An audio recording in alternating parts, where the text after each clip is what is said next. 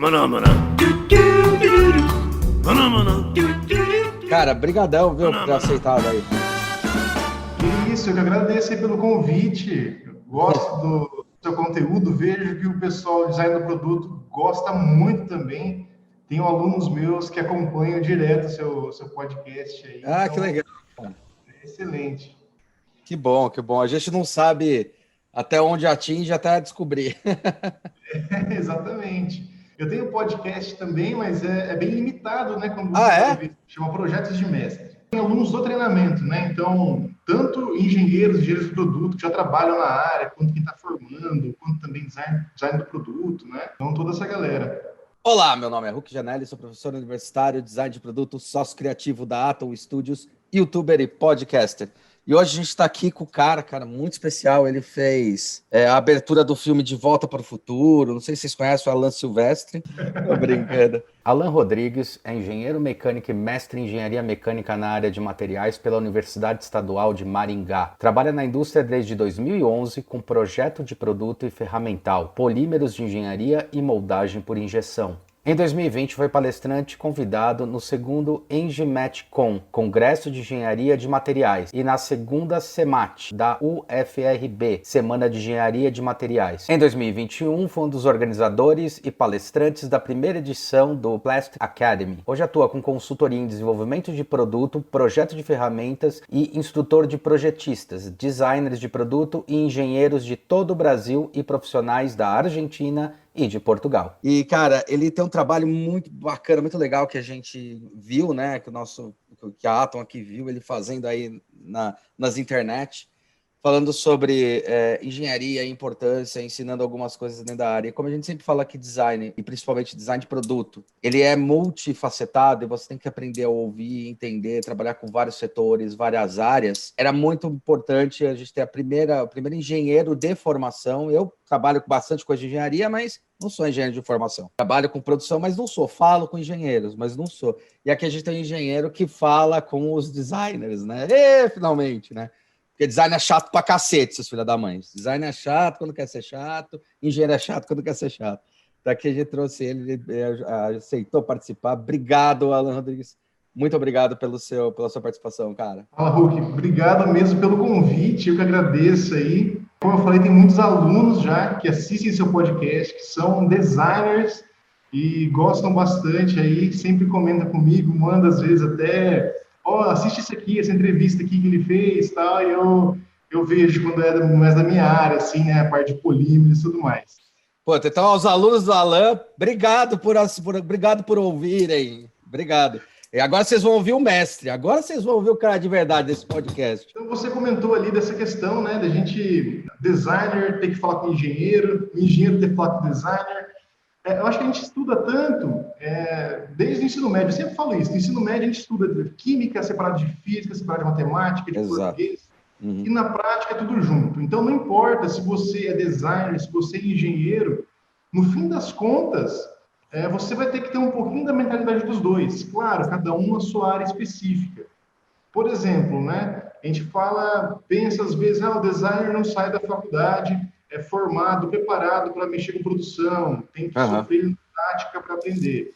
Mas o engenheiro também não. O engenheiro sai preparado para produção, mas ele não sabe nada de experiência do usuário, não sabe nada do conceito, o produto tem a ver com a marca, tudo isso. Então, tem cara que se forma, faz o primeiro projeto lá e não pensa como vai ser realizada a manutenção. Como o cara vai entrar com uma chave combinada aqui? Não tem como. Então, isso é a experiência do usuário, isso o designer também traz para a gente de uma forma muito boa e o aprendizado também o engenheiro precisa absorver. Interessante porque, de fato, por exemplo, quando a gente começa a estudar antropometria, principalmente a ergonomia, ela surge para melhorar os postos de trabalho, né? Ela surge nessa parte da criação da industrialização para melhorar os postos de trabalho. Tem muito a ver com essa questão que você está falando. Agora, legal você ter colocado a história do engenheiro em si, ele está faltando, porque o que vai conectar, no fundo, não é o tipo de faculdade que você fez, mas é aquele projeto que você quer resolver, né? Tem um projeto para resolver, tem pessoas que estão envolvidas nesse projeto. Eu acho que o ideal é a gente conseguir administrar quem são essas pessoas que podem ajudar a resolução do problema, né? Você é um cara que trabalha muito com essa questão do desenvolvimento de molde, desenvolvimento da parte de plásticos, que eu particularmente sou apaixonado e tem muita coisa envolvida dentro dele. Você já trabalhou em indústrias e tal, mas como é que é você se adaptar ou tentar mostrar essa linguagem para o design, para os outros setores? Como é que você se coloca? Qual é o grande diferencial que você faz para tirar esse raciocínio, às vezes, cartesiano, que o engenheiro é obrigado a ter? Porque, às vezes, é obrigado. Você tem que acertar. Não, cara, a gente tem que testar, né? Acho que é por aí, não é? Exatamente. Então, até o conhecimento que eu adquiri, muito, claro, foi de literatura, mas muito também foi de tentativa e erro. Então, nesse tempo, foram 600 ferramentas que eu projetei para a indústria. Então, cara, é muita coisa, errei muita coisa, consegui aprender com esses erros, né? E o que eu tento fazer hoje é ensinar as pessoas, os alunos, para que eles não tenham que passar e errar da mesma forma que eu errei. Eu tive sorte que na indústria que eu comecei a projetar muita ferramenta, principalmente modo de injeção, o pessoal estava aprendendo junto, estava disposto a errar comigo para fazer a coisa acontecer. Então, essa foi minha sorte, porque você imagina a pessoa entra numa fábrica gigante lá, mata uma ferramenta de 50 mil, não tem solução, o cara é mandado embora e acabou por aí. Então, o pessoal lá sabia, ó, o cara entrou aqui, ele não sabe fazer, a gente também não, vamos aprender junto e vamos nessa. Então, foi uma parceria de grande sucesso aí, que até hoje eu faço também projetos para eles, né, mesmo aí com o escritório, né, terceirizado e tudo mais. Que bom, cara, que legal, meu. Então, e até você falou da questão do design, né, que você gosta de plástico, tudo. Não sei se muita gente sabe disso, mas, na verdade, eu comecei a gostar do plástico quando eu entrava lá no Behance, procurava lá design do produto, e aparecia um monte de coisa de plástico, eu ficava pensando, cara, na faculdade a gente não aprendeu nada disso de plástico, a gente via fundição, via soldagem, forjamento, esses processos mais da primeira revolução industrial. É isso, então, exato. De plástico, compostos. Dá para fazer as espadas e as armaduras do Senhor dos Anéis, mas só. Não dá para fazer um RPG porque falta plástico pro bonequinho. Que, aliás, não é plástico, é resina, né?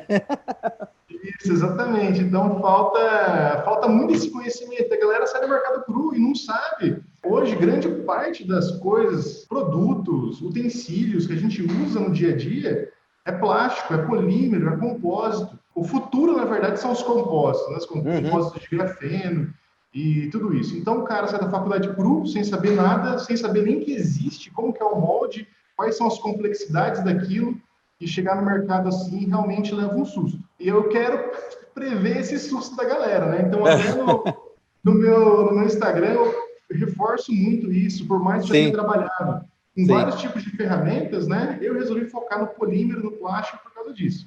Essa paixão que eu tive aí de ver produtos diferentes, né? Inovações feitas em plásticos, esse domínio do plástico, e postar sobre isso lá. Toda a experiência que eu já tive, que eu trabalhei, com o que eu faço hoje também. Que é o que impressionou, cara, muito legal. E eu acho legal porque você se coloca também ensinando as outras pessoas. A gente sempre brinca que parece que ensinar é fácil, mas não é, cara. Você tem que entender o problema do outro. Às vezes a pessoa tá errando porque ele entendeu uma palavra errada. Às vezes ele tá errando porque entendeu uma besteirinha errada, cara. Você tem que prestar atenção para conseguir falar, não, ó, você entendeu isso errado, é isso. Aí abre o mundo para a pessoa. Você faz isso ensinando, eu acho que na hora que a gente vai tentar ensinar também, né, Alan? Tem uma coisa legal nesse processo. Você aprende a falar e aprende também a escutar, né? Você aprende onde pode ser o problema de um cliente. Eu sei que ajudou muito. Ouvir o que o cliente tem para dizer e falar, puta, o cara quis dizer isso, não isso, meu. O cara não tá criticando o projeto. Exato, mas o que eu vejo também ensinando é que eu, durante algum tempo, eu estava pensando muito, é assim porque é assim. Só que quando você vai ensinar, você tem que saber o porquê que é assim. E força você ir atrás para explicar esse porquê, para fechar, né, esse ciclo e ficar, o seu aluno ficar bem embasado. Então, eu sempre bato muito nessa tecla quando eu estou elaborando aula, elaborando curso, de pensar, tá, quais são essas minhas crenças, né, que eu tenho, que é 100% certeza. Mas muito boa essa. Eu não quero que meu aluno também tenha esse pensamento, essa crença, quando ele for na indústria, for prestar serviço para algum cliente, para que ele conheça não veja só a pontinha do iceberg, né? Ele veja toda essa estrutura para baixo. Mas outro ponto também, como o meu curso é aberto para todo o público, então tem ferramenteiro, tem o designer do produto, tem o engenheiro, mecânico de produção. É muito legal.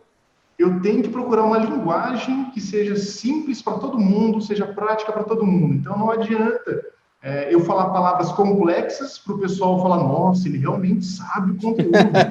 Dourar a pílula. Exatamente, dourar a pílula. Então, o que acontece? Quando faz esse tipo de ensino para pessoas ali, às vezes de vários níveis, né, educacionais, de vários segmentos também, tem que ser tudo mais simples, porque eu também acredito que tudo que é explicado de uma forma simples, a pessoa consegue absorver, por mais complexo que seja aquele tema. Com certeza, cara. E não só isso, né? Você está trabalhando também com expectativas diferentes, né? Quando vai fazer teu curso, por exemplo, um designer é o seu que vai procurar quando vai fazer seu curso. Então eu vou lá procurar entender um pouco mais como são as coisas de produção e tal. Agora, por exemplo, o engenheiro. A gente tem um pouco de preconceito com engenheiros. Vou falar agora profissão, classe e profissão. Tá, eu não tenho, foda-se. Só para deixar claro. Aqui preconceito, o cara quer tudo exato, o cara quer tudo certinho, o cara quer tudo perfeito, e às vezes ele tem que poder abrir a mente. E ao mesmo tempo eu vejo do lado da engenharia, o pessoal reclamando, porra, velho, vocês têm que às vezes aprender a ouvir que não é qualquer coisa que dá para fazer. Vamos achar uma forma de fazer alguma coisa. Como eu já vi o outro lado, o designer que não quer ouvir o engenheiro fala, não, cara, o cara tem que fazer a ferramenta, foda-se, e o engenheiro falando, meu, de novo design, que saco, velho. Como é que é isso? Como é que você pensa sobre esse assunto? Eu acho que é um embate muito legal, porque eu dependo de vocês, e vocês, de certa forma, dependem também do que a gente faz. No meu setor, Quando o engenheiro vai procurar teu curso, o que ele está esperando, quando o designer vai procurar o que está esperando, e é legal porque você consegue dar o curso para os dois universos, cara. Cara, você faz uma coisa que é um sonho de consumo meu, eu não consigo chamar engenheiros para o meu lado, porque eles já vêm com preconceito falando, puta, cara, não, agora eu não vou aprender a desenhar a florzinha. Você ouviu o artista agora falar, né? Exato. Ou, como eu já ouvi o autista falar, agora tem que ouvir o autista falar, pô, sacanagem isso, né? Então, qual que é a grande questão? O que eu percebo? O designer realmente... ele, acreditando na graduação, né? Ele tem essa noção que ele não vê muito de polímero, de ferramenta, de produção mesmo. Então, ele percebe, às vezes, o pessoal que eu conheço, nossa, ensinou muito design gráfico. Eu tive parte de produto com uma professora que é formada em moda, por exemplo. Então, cara, beleza, não desmerecendo a pessoa que é formada em moda, mas será que ela vai saber como que é a produção na parte de termoformagem, na parte de injeção, na parte de usinagem mesmo? Então, tem muitas coisas que acredito também fogem do conhecimento dela. Não falando também que só a graduação não vai limitar o que a pessoa pensa, mas também a gente tem que pensar o rumo de atuação dela. O que eu vejo que o designer é assim, ele já tem esse conhecimento, mesmo fazendo a graduação, ele sabe que ele precisa aprender.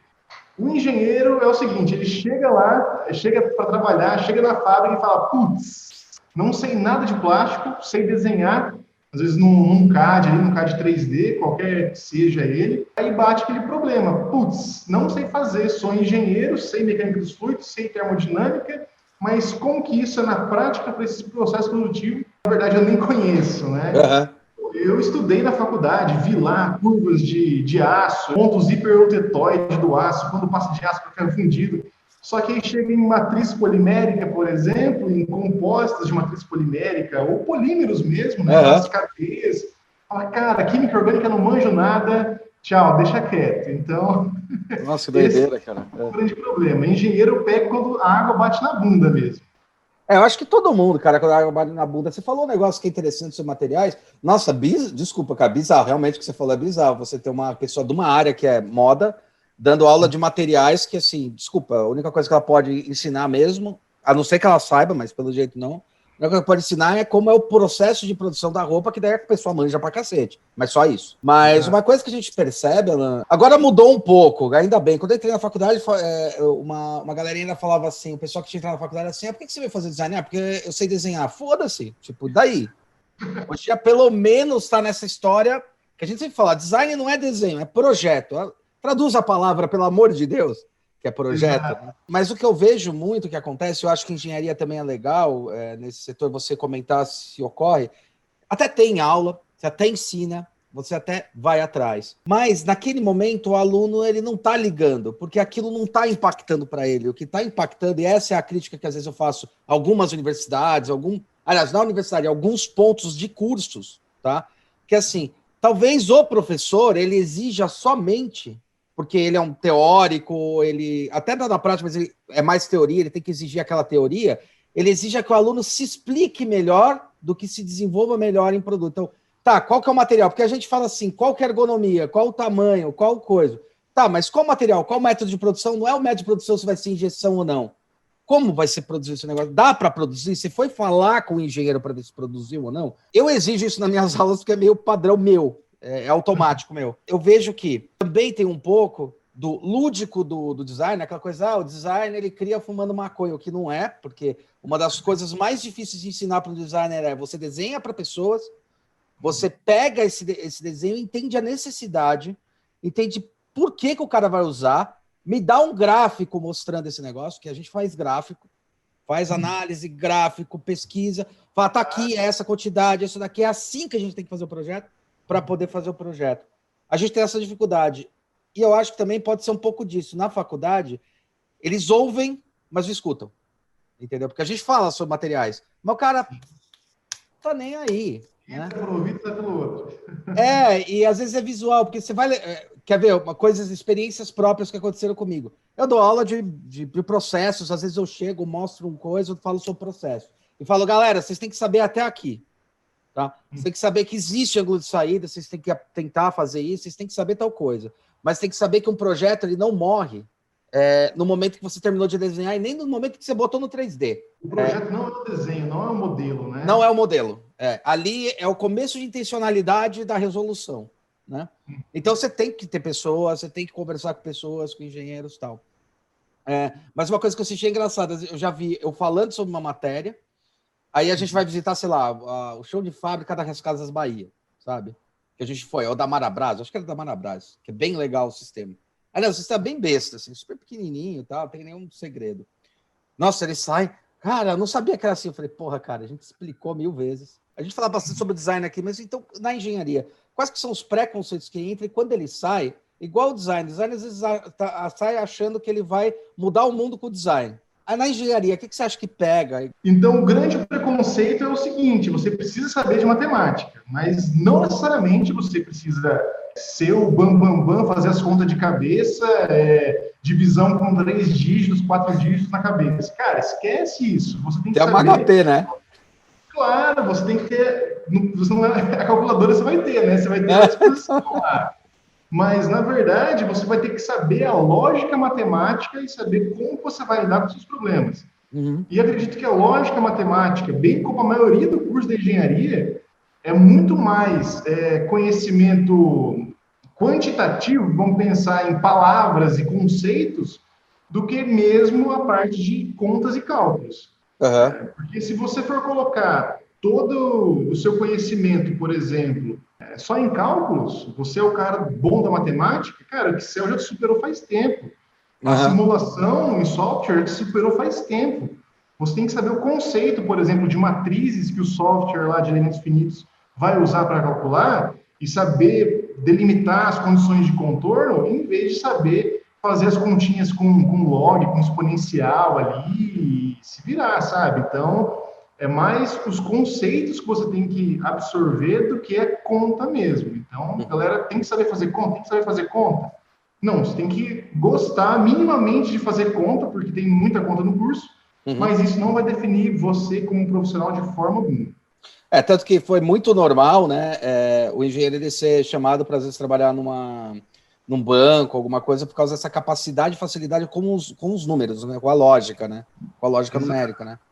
Mas é aí que tá.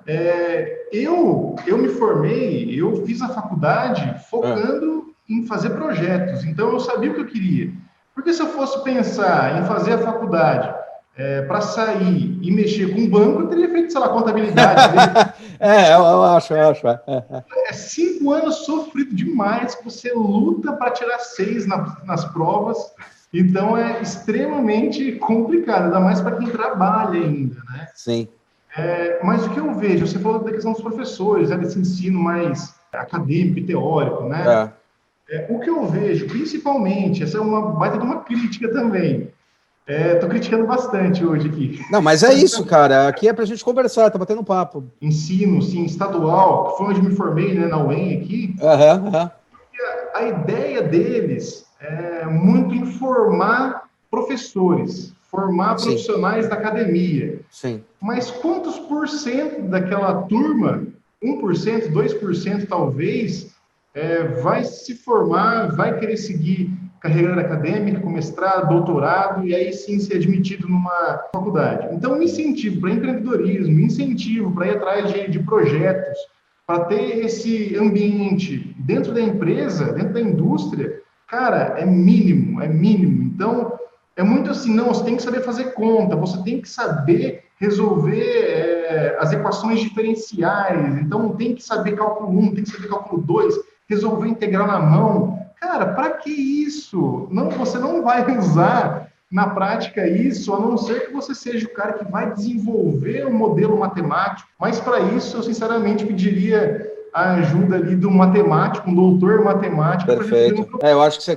chegou num ponto, eu acho que é uma crítica super válida, porque o grande ponto, quando a gente vai falar com algumas universidades fora, ou mesmo a gente tentando mudar algumas coisas, é isso, né? Qual que é o problema de você ter acadêmicos dando aula na academia? É que o mindset, o como ele vai direcionar o olhar e o ensino, vai ser para se tornar também acadêmico, porque afinal, essa é a jornada de trabalho dele. Isso. Tipo, eu sempre falo, eu dou aula porque eu gostei muito me apaixonei, acho fantástico. Sou designer de produto da indústria, então eu tenho meu escritório e trabalho com isso. E quando a gente montou esses canais foi justamente por esse ponto. Então, falta um pouco dessa mescla e existir. Eu não sei como é que está a engenharia. Design está começando a romper essa barreira, já vem de um tempo para cá. Porque as universidades que eu fui dar aula, foi legal que eu fui dar aula porque eu venho trazer coisa do mercado e falo, mas isso aí é legal, bacana, interessante, você saber tudo sobre semiótica, por exemplo, que é um estudo lindo, maravilhoso, eu amo, mas eu não acho que precisa ter um aprofundamento tão surreal em semiótica. Você tem que mostrar as bases para o aluno, é que nem cálculo. Mostra a base, tem Peirce, tem um monte de semiótica bem legal para você entender como é que funciona o ser humano, como é que funcionam essas dinâmicas. Mas vamos aplicando na prática, e daí você quer se aprofundar? Vai mais a fundo na semiótica, daí você se desenvolve nas áreas. Eu acho que esse que é o ponto. É interessante você estar falando, porque é um problema da questão não da área, mas do estilo de como se coloca a educação, dividindo ela em acadêmicos e catedráticos, né, e não catedráticos, em tipo... Porque quando eu tenho só catedrático dentro da academia, ou qualquer setor, é a mesma coisa que você vai falar de futebol num lugar onde o pessoal só fala de basquete. Cara, não vai rolar, entendeu? Você vai acabar sendo influenciado. Eu acho que é um ponto bem importante para se discutir. Vocês tiverem incentivo para tentar ouvir as outras áreas, por exemplo, você teve algum incentivo de falar, cara, você está com dúvida nisso aí, vai falar com o engenheiro, vai falar com o designer, vai falar com o químico, ou vai falar com o matemático. Vocês são incentivados a isso ou vocês são forçados?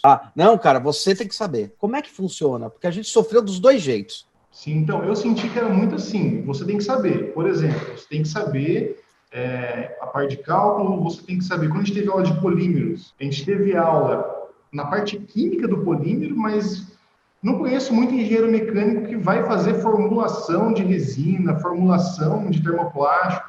Então, cara, será que realmente faz sentido esse conteúdo aí? Você entende? Então, acredito que faltou um pouco desse... saber que, na verdade, na prática, não está um engenheiro sozinho. Um engenheiro mecânico, por exemplo. Tem o cara de produção, tem o cara da engenharia química, tem o designer, tem o químico em si, tem o matemático.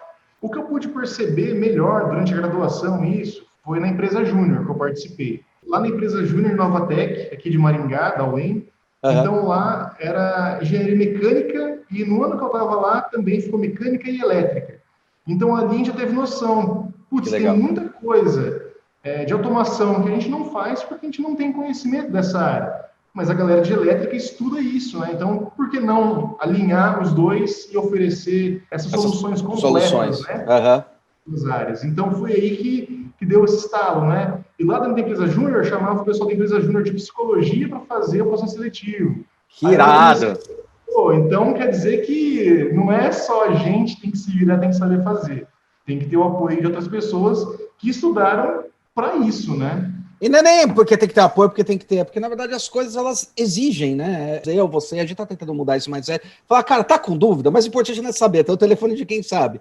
Vai lá, liga, pergunta, troca informação. Justamente isso que eu achei interessante, quer dizer, talvez a gente não seja cultural, talvez as pessoas exijam demais. Você foi fazer design, você foi fazer engenharia, cara, você tem que saber todas as respostas. Não, você tem que saber as perguntas, né? Exato. Assim, para quem eu tenho que perguntar o que eu tenho que perguntar, né? E ir se desenvolvendo nisso. Como é que é, cara? Como é que é essa mudança? Como é que foi para você essa mudança e qual é a sua intenção? Né? Não é nem pretensão, porque eu sei que você tem uma intencionalidade e não uma pretensionalidade, né? Sim, sim. Então, o que eu vejo? Talvez esse meu gosto pela parte de design também, que me despertou aí começar a mexer com o plástico, eu acho que as pessoas percebem essa empatia, sabe? Pô, o cara tem empatia com o design, ele não é aquele engenheiro que vai falar, cara, vai vender essas miçangas na praia aí e não vem encher o saco, né?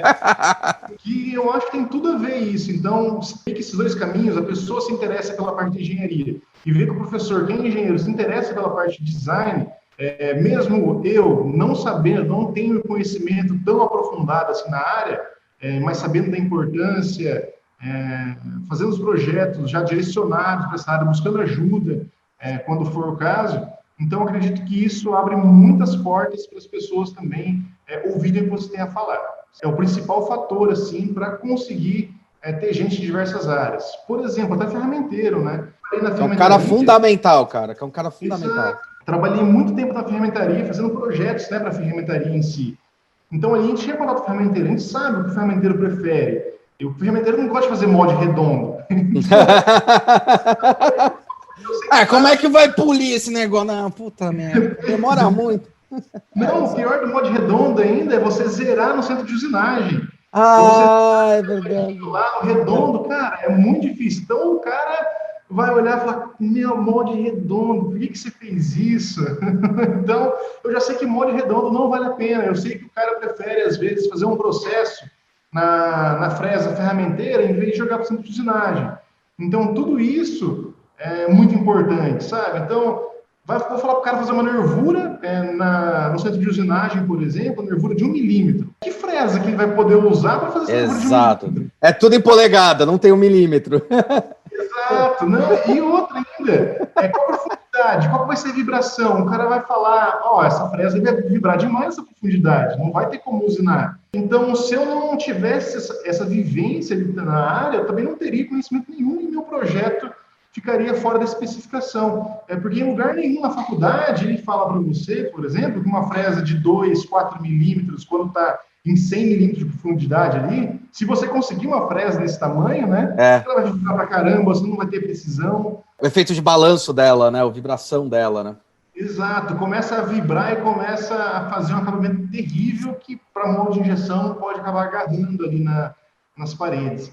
Então, foi coisa que eu só aprendi realmente na prática. E tudo isso, né, como eu disse, eu tento levar ali para o meu curso. Então, legal. O pessoal sabe que meu conhecimento não é só de ler o livro, por exemplo, de, sei lá, introdução à usinagem, ou introdução da moldagem por injeção.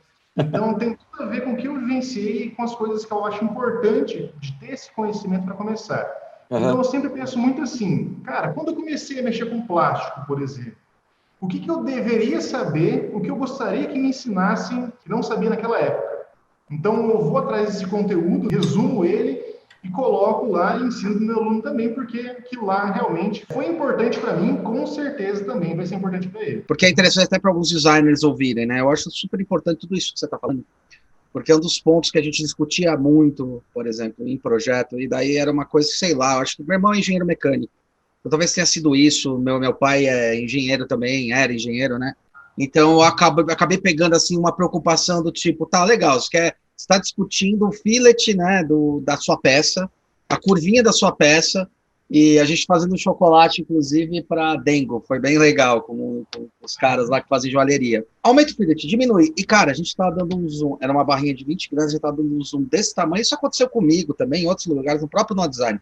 Aumentou e falou, tira um pouco de fillet, bota um pouco mais de fillet. Não, cara, meio a mais, meio a menos. Eu falei, olha, é o seguinte, a ferramenta que vai fazer esse molde é uma fresa de usinagem. Cara, pelo que eu saiba, não tem em milímetro, só vai ter em polegada que você transforma em milímetro. Então, ou é 0,96 alguma coisa, ou é 1,1 alguma coisa. 1 não tem. Ó, dá para fazer nessa e nessa. O que você prefere? Ah, faz assim. Beleza. Ah, mas não ficou estranho. Daí eu pegava, afastava o produto, falava, ó, o que você acha?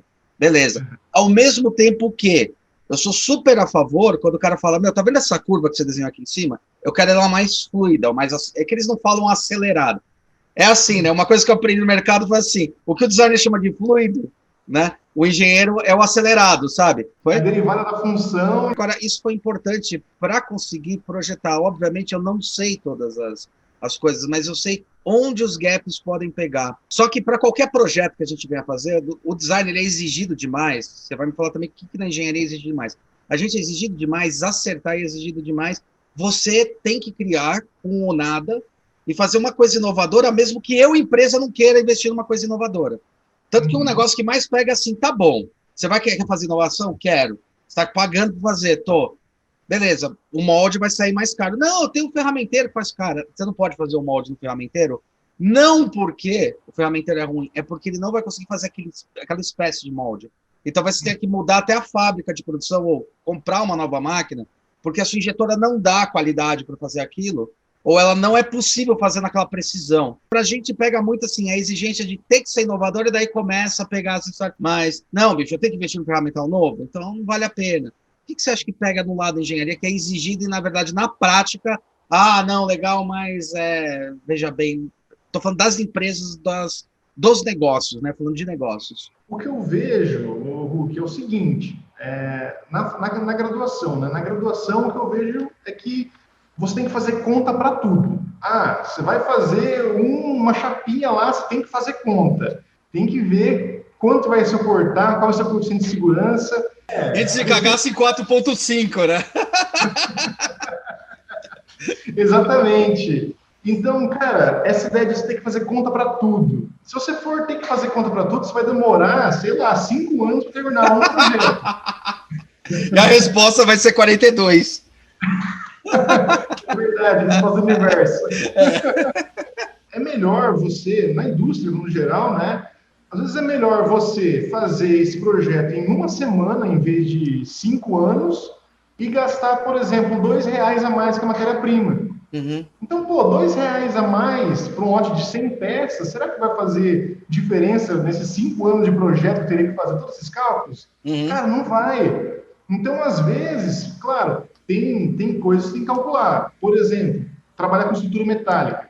Você tem que calcular a força do vento, você tem que dimensionar todas as questões e saber com o que você está lidando. Mas você não precisa refinar até o coeficiente de segurança fica lá 1,1, que é o excelente ali, sabe? Não, a norma já joga, sei lá, coeficiente de segurança para vento, por exemplo, coeficiente de segurança 3, 4, 5.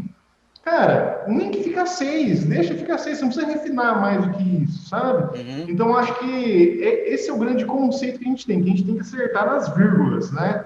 Na faculdade. Então, já vi vários memes assim, para matemática. Quanto que é o pi? 3,1415.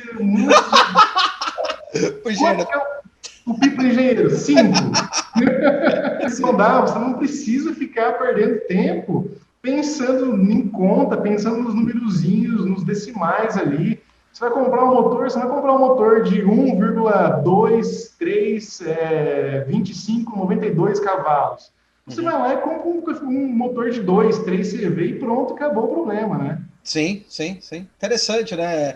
Cada setor é exigido. Então, vocês são exigidos, e você acha, e dentro da indústria você acaba percebendo, ou dentro da hora que você vai fazer os projetos que você fez bastante, você vai acabar percebendo que, na verdade, a pegada é outra, né? Não é um cálculo em si, mas tem muita coisa que influencia, né? Claro, igual peça plástica, né? A gente vai pensar na peça plástica, a gente vai pensar na função dela. Perfeito. A gente vai ter que fazer esse monte de cálculo para saber quanto ela vai resistir ou não. Aí você chega lá, não, para mim aqui, para essa peça, 0,7 milímetros de espessura é o suficiente. Mas, cara, que injetora que eu vou usar para injetar essa peça, a pressão que eu precisar, né, para injetar essa peça 0,7 milímetros? Será que eu tenho precisão na máquina para injetar nessa espessura? Ou talvez uma matéria-prima que tem uma fluidez para completar esse molde aí? Passa para 1,2. Você vai ter mais do que você precisa? Vai, claro que você vai, né? Mas você vai economizar em outras partes do processo. Para você limitar isso, qual as condições de contorno? Você tem que conhecer quais são suas solicitações, por exemplo, para não fazer algo subdimensionado, que daí o fumo é grande. Mas eu acho interessante isso aí que você está falando, porque você está pegando justamente naquele ponto natural de um projeto, né? Você deu um exemplo muito bom, olha, eu vou fazer com 0,7 e, na verdade, com 1 vou ter mais facilidade. Eu acho que aí é que tem que ser o ponto que eu brigo bastante com os designers. Aí eu brigo com os designers, eu falo, cara, e porque eu brigo com eles bastante, com aluno, eu falo, meu, por que a gente não pode fazer com esse negócio? Porque assim, vamos analisar, porque aí também tem a crítica do engenheiro por um lado e do designer por outro. Do designer, o que eu critico é assim, por um tá influenciando o que seu projeto tem como intencionalidade. Então, aquele aumento, aquela coisa tá impactando no que você pensou para o usuário, pensou com o projeto. Ah, não tá que eu acho, não. Achar não é nada. Tipo, tá impactando? Não. A alça melhorou? Tá tendo algum problema? Não. Então, ótimo. Então, a gente pode melhorar isso. E eu acho que pro lado da engenharia, uma coisa que às vezes a gente critica, pega e fala, cara, eu não tô falando para você que você tá errado, né? Tipo, você não precisa estar certo sempre, mas eu vejo que o cara fala, olha, mas também puta saco, cara, eu vou virar pro cara falar que é 0,7 e o cara não vai me ouvir, vai falar que é 1, e daí você acaba falando não por uma porrada de coisa. Eu falo que eu já tive situação em fazer projeto, cara, que foi engraçado, acho que foi para Whittle, e a gente tava numa mesa de reunião, isso faz tempo, quando a gente tava na NO ainda, e a gente tinha criado um frasco. E, cara, eu sempre tive essa cabeça meio sistêmica, né? Eu sempre fui péssimo em matemática, mas sempre adorei engenharia, e no final das contas, muito legal você ter falado isso, porque eu comento, então, uma coisa que é errada com as pessoas, é sério. Eu falo, é engraçado, porque eu gosto de engenharia, eu me dou bem nesse processo, mas eu sempre fui um péssimo matemático. Eu tinha esse preconceito, é porque eu não preciso ser. Essa que é a verdade. Eu precisei de projeto. Eu fiz engenharia porque tinha prova específica lá de matemática. Exato. O que eu ia chegar no ponto é, por exemplo, eu já cheguei em indústria e o fato de olhar para mim e falar, cara, esse cara é designer. Teve um preconceito que a gente fez um frasco uma vez e a gente sabe que frasco de perfume, a gente não está falando tanto só do molde, mas está falando do processo produtivo. Tem um problema do escoamento do vidro e a questão do sopro, do processo de sopro. Porque às vezes a gente quer fazer um sopro, quer fazer um vidro quadrado, e daí não dá pra fazer quadrado, porque o sopro não permite fazer quadrado ali em cima. Embaixo, talvez, mas em cima não dá. Porque só para alguma coisa não chega, né? Você não tem força para chegar.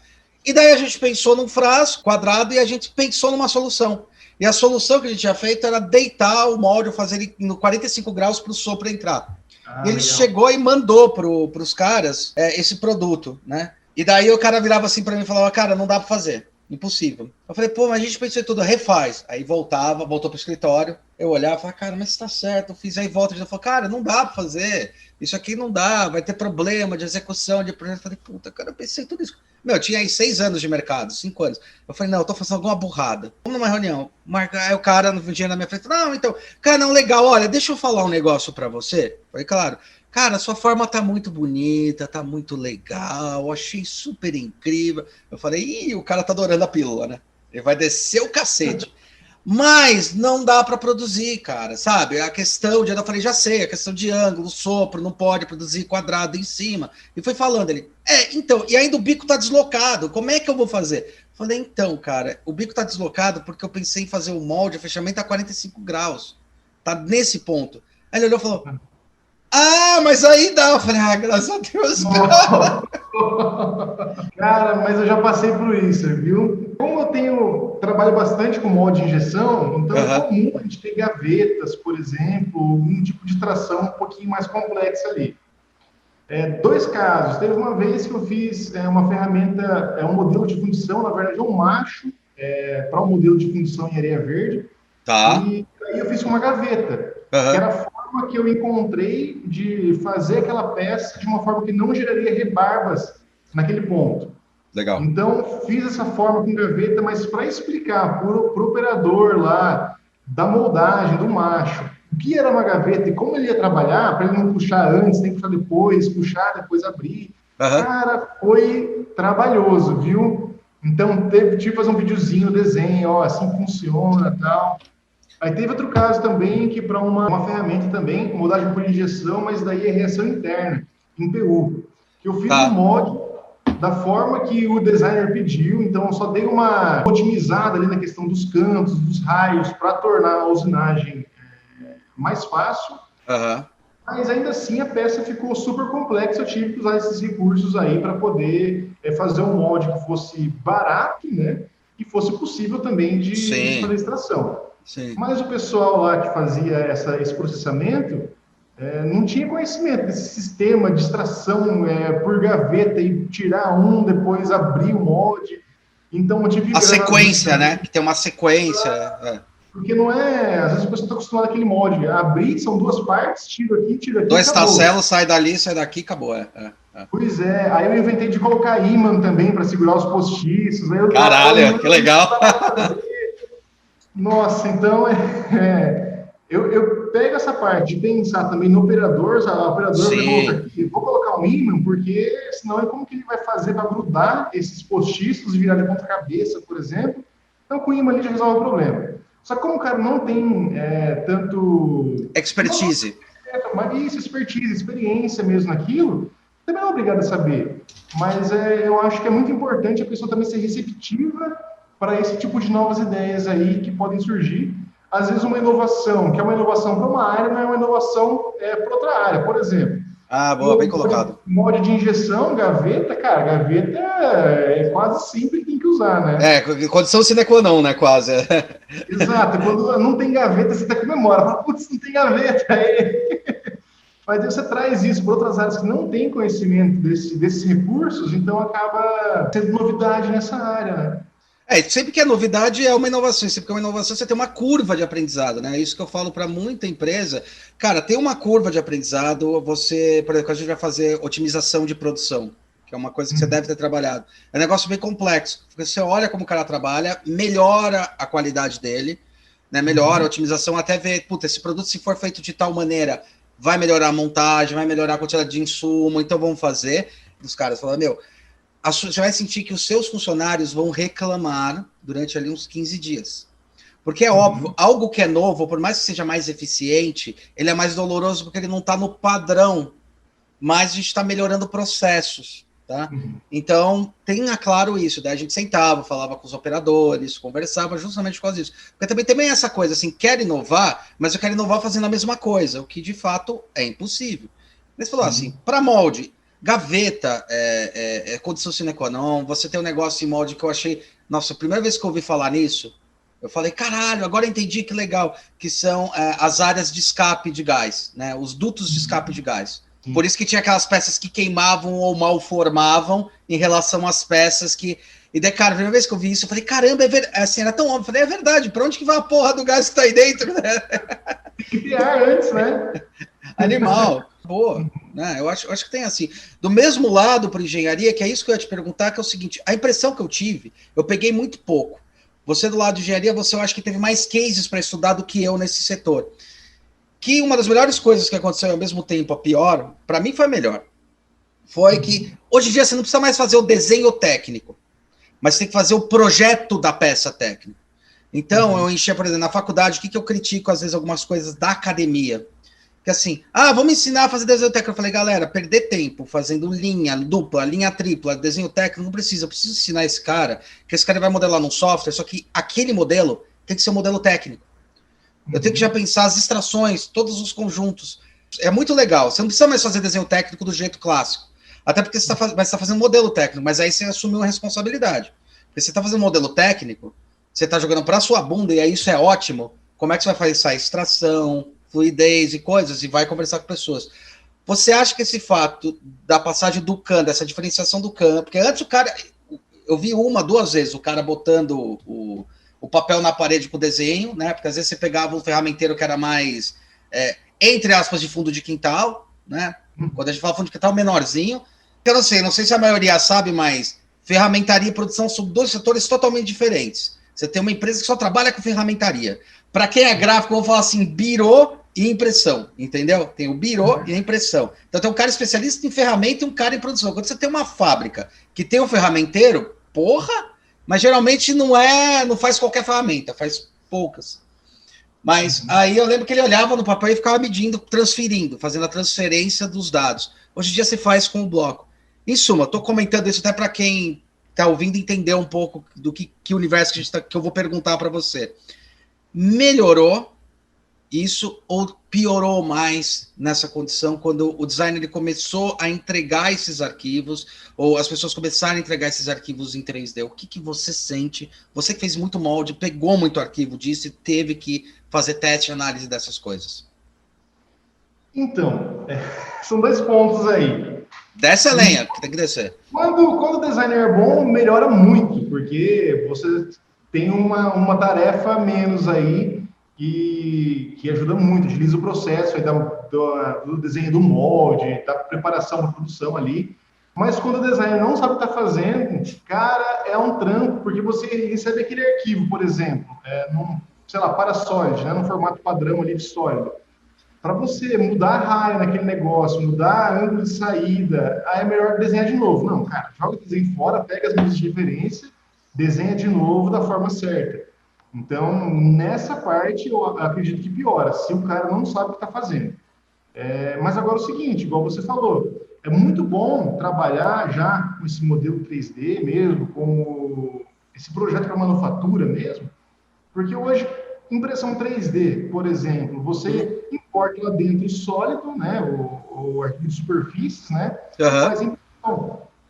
Já no mesmo formato para injeção. Isso é uma coisa que eu falo muito para a galera. Vai fazer uma peça para injeção, que afinal vai ser uma peça para injeção, você não tem que facilitar ela para impressão, por exemplo, tirar o grau, deixar lisinha, tirar a nervura, engrossar a parede. Não, já faz como ela seria para injeção, porque essa sua validação não vai servir de nada para o processo produtivo real, lá, que é a moldagem por injeção.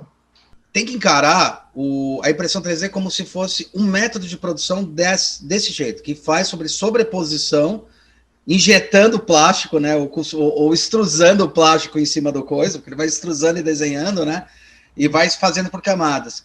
Isso que eu falo muito, né, eu brinco com o pessoal, falo assim, não, eu vou fazer a peça, e quando eu vou fazer, eu uso muito a impressão 3D para explicar processo de produção em indústria, às vezes. Eu falo, quando você vai fazer a peça, sabe quando você está fazendo o suporte? Eu falo, não, aí eu boto um monte de suporte, falei, se você faz suporte na sua peça de impressão, você está fazendo uma merda de peça.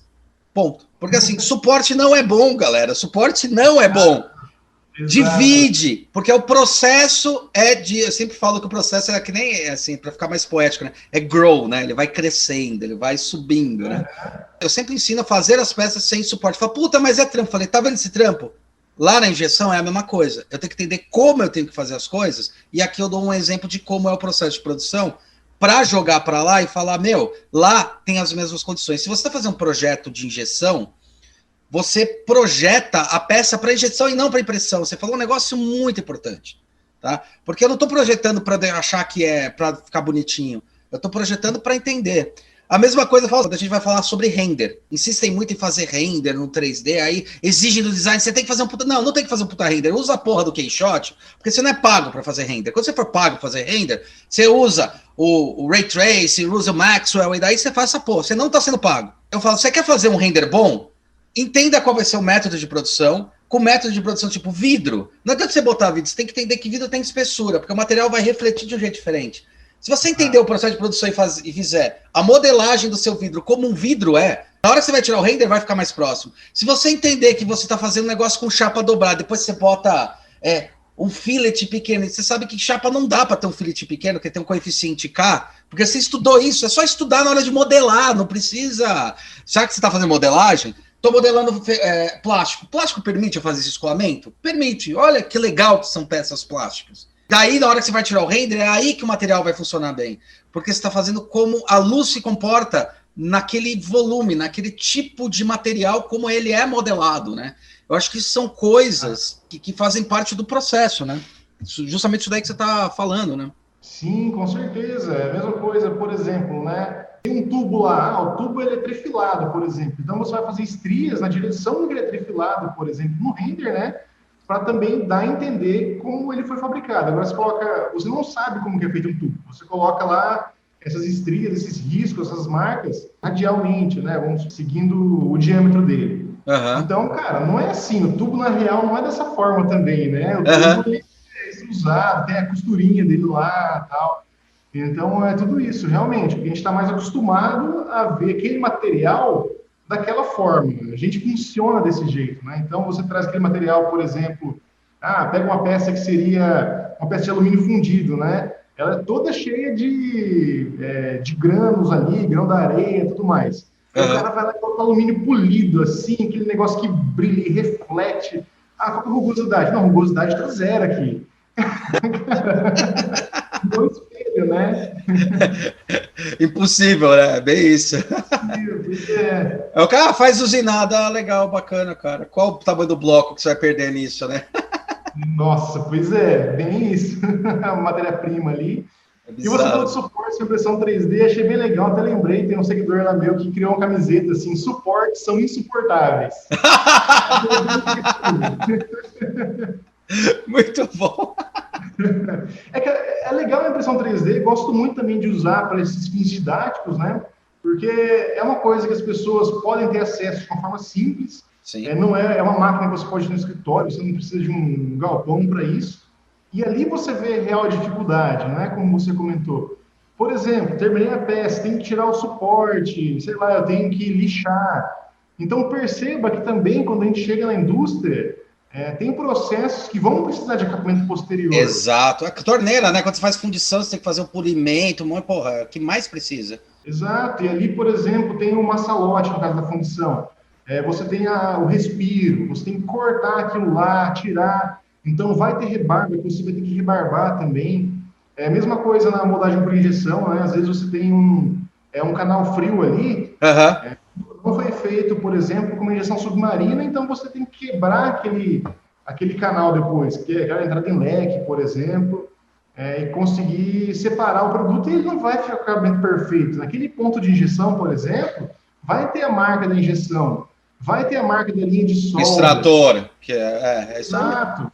Tem também, vejo muito isso, cliente que às vezes chega querendo que o produto dele seja, sei lá, um protótipo ali, todo bonito, mas uma produção de 50 mil peças por mês, sabe? Que é uma coisa que realmente, cara, dá para fazer? Dá. Mas você vai ter que investir grana para isso. Com a câmara quente no modo de injeção. Começou com a câmara quente. E com material, porque também o polímero depende muito. Não adianta comprar um polímero de merda e tipo, isso aqui para funcionar do jeito que você queria, tinha que ser feito com tal polímero, mas você resolveu escolher o outro. Só trocar. Não, cara, você já fez o molde pensando na redução de um tipo de polímero, né? Porque tem isso também, né? Claro. É um erro então, grau de saída, textura, grau de saída, textura, contração, tudo isso a gente faz com base no polímero. Ciclo, né? Também tem a ver com o ciclo. A gente vai ter que estipular a máquina que vai injetar, por exemplo, pressão de injeção, capacidade de plastificação, força de fechamento, então é muita coisa. É legal pra caramba, cara, é muito louco. Você vai entendendo que o processo vai ganhando e, na verdade, às vezes, eu comento com os alunos assim, que o design circular, né, agora tá na moda falar design circular, a mesma porra que design thinking, a mesma porra que a gente sempre fez. Quer saber como é que funciona, como é que termina e para onde vai e para onde fica, né? Mas tudo bem. Eu falo que às vezes você melhorando o material, melhorando o processo da produção, já resolve muita coisa do seu projeto. Olha quanta coisa, galera, está envolvida num molde, está envolvida num processo, e que a gente precisa de caras igual o Alan, conseguindo comunicar com os dois universos, para conseguir falar, cara, ó, a gente vai ter um problema, não é porque eu quero que tenha esse problema, eu estou tentando te falar que do jeito que está, a gente pode ter um problema. Vamos tentar melhorar isso? Vamos tentar resolver isso? É uma das coisas que eu gosto muito de brinquedo, porque o brinquedo ele tem que chegar numa solução estética, que é o personagem para agradar. E, cara, os moldes são muito surreais quando são moldes feitos. Tipo, Lego, cara, tem uns moldes do Lego que eu fico olhando, eu fico babando na peça, falando, como é que o cara fez essa porra? Qual a precisão? Lego, para mim, é um case espetacular, porque se você pegar uma peça feita 20 anos atrás, ela vai servir numa peça feita hoje. Como pode? ABS, né? Como pode? ABS. Cara, é muita precisão, é micro precisão, cara. Pois é. Isso aqui é peça para dar inveja a muito produto de gente adulta falando que tá fazendo coisa adulta, cara. Impressionante. Isso aqui é incrível, cara.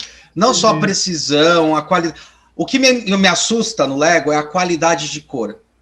Porque eu sei que você tem que manter tudo numa temperatura. Se você injeta no meio... Eu lembro que eu já fiz projeto que a gente injetava de manhã e depois injetava à tarde.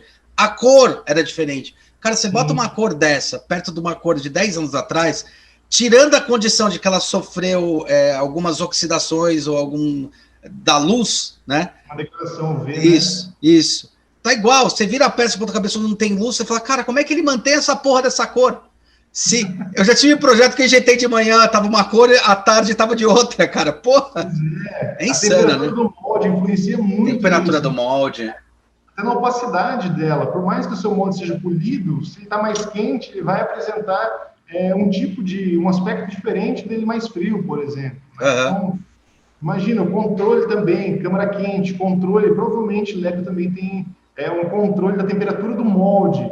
Tem que ter para ter tudo isso. A questão de impurezas, sei lá, partes por milhão nesse pigmento deles. Então, tudo extremamente controlado, tudo padronizado. Cara, você queria finalizar, agradecer lá teus alunos, dar um recado para eles que eles ficam felizes na hora que você fala, seus mequetrefe. Bom, primeiro, Hulk, quero agradecer você aí pelo convite. Fico muito feliz em poder falar aí para o pessoal, para os designers do produto. Imagino que seja grande parte também do seu público aí. Mas também, claro, não só eles. E como você disse, né, agradecer meus alunos, é óbvio, por terem mostrado o Atomcast aí. O pessoal sempre me mandar os episódios ali que tem a ver com o que eu ensino também. Acho muito legal isso. Mandar um abraço para todos eles. E vamos estudar, moçada. Não tem que ficar parado, não.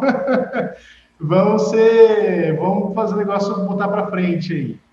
Eu queria agradecer, obrigado, cara, foi um prazerzaço, parabéns pelo trabalho que você está fazendo, animal, cara, muito, muito legal mesmo, super bacana, a gente ficou lisonjeado de ter você aqui mesmo, tá, muito legal. É isso aí, turma, brigadão, não esqueça de escutar, os canais do Alan vão estar aqui embaixo, Instagram, Facebook, qual outro que tem? Que você quer divulgar? LinkedIn também, LinkedIn.